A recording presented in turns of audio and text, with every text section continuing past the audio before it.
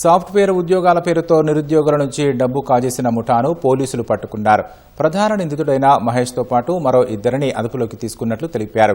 పరారీలో ఉన్న మరో 7 కోసం గాలింపు చర్యలు ముమ్మరం చేసినట్లు సీఐ తెలిపారు. నిందితుల నుంచి కారు, స్కూటీ, మొబైల్ ఫోన్లు, కంపెనీ స్టాంపులు, బ్యాంక్ పాస్ పుస్తకాలను స్వాధీనం చేసుకున్నట్లు వివరించారు.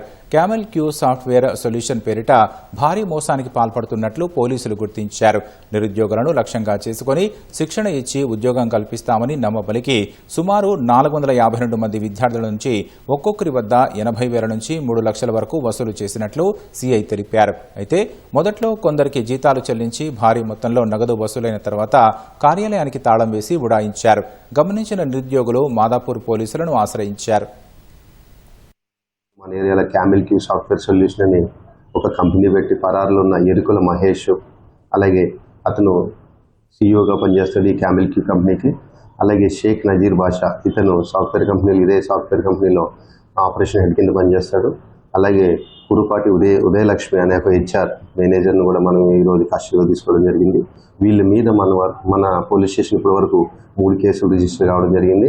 ఇంతకుముందు ఇదే క్యామెల్ క్యూ మీద KPHPలో ఒక కేసు అయింది.